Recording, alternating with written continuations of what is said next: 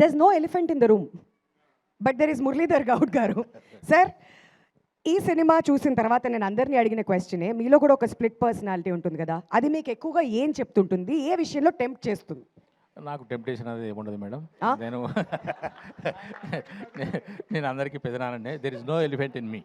నేనేమన్నా టెంప్టేషన్ అదే అవ్వాలి అనలేదు, ఏ టెంప్టేషన్ ఉంటుంది అని అన్నా. ఏ టెంప్టేషన్ ఉండదు. ఓకే, నాకు ఎలిఫెంట్సే లేవు. ఓ వావ్, బ్లింకర్స్ కట్టినటువంటి హార్స్ లాగా అలా ముందుకు వెళ్ళిపోతుంటారనమాట. టెంప్టేషన్ ఉండదు. త్రినేత్రుడు బాబోయ్ అంటూ ఫుల్గా ఎంటర్టైన్ చేసావు కదా అందరినీ. మరి బెస్ట్ కాంప్లిమెంట్ ఏంటి ఇప్పటి వరకు సినిమా రిలీజ్ అయిన తర్వాత? ఆ రోజు ఆ కేక్ అయినప్పుడే రవితేజ గారి నుంచి, ఇంకా తిరుమల కిషోర్ గారి నుంచి, ఇప్పుడే సునీల్ గారు కూడా అప్రిషియేట్ చేశారు. ఇలానే ఇంకా అప్రిషియేషన్స్ వస్తూ వీళ్ళందరితో మళ్ళీ వర్క్ చేయాలని కోరుకుంటున్నా. That's it. Wow, wonderful. Thank you so much.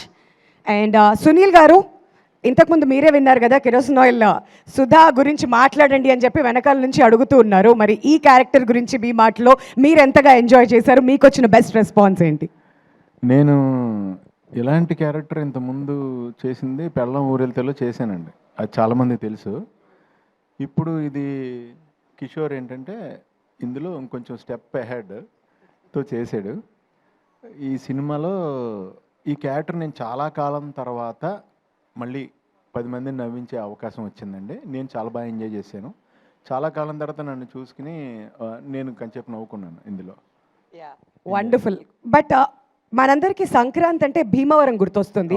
మీ ఇద్దరు కాంబినేషన్ అలా స్క్రీన్ మీద చూస్తుంటే భీమవరం అని మీరు పల్సార్, లండన్ అందరూ కూడా కనెక్ట్ అవుతుంటారు. మరి మీ భీమవరం మెమరీస్ గురించి ఏదైనా ఒక మెమరీ మాతో షేర్ చేసుకోవాలనుకుంటున్నారా? ప్రతి సంక్రాంతికి నా చిన్నప్పుడు కోడి పందాలు వేస్తుంటే నాకు పందాల మీద పెద్ద ఇంట్రెస్ట్ ఉండదండి. అక్కడ చికెన్ పకోడీ అమ్మేవారండి పక్కన.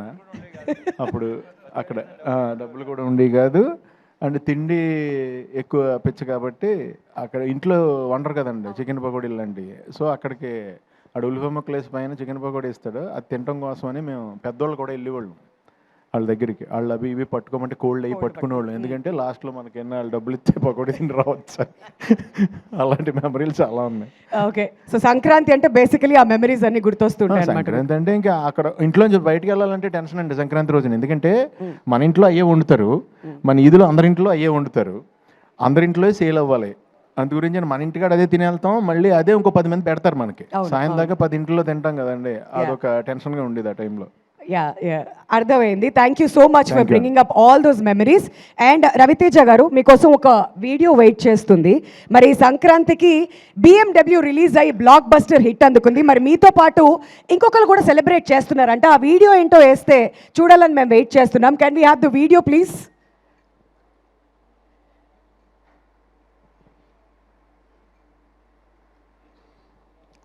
అసలే సోషల్ మీడియా వచ్చిన తర్వాత చాలా మీమ్స్, ట్రెండింగ్ వీడియోస్ చాలా వస్తున్నాయి. మరి ఆ రియాక్షన్ ఏంటో ఒకసారి మనం చూద్దాం. Video please.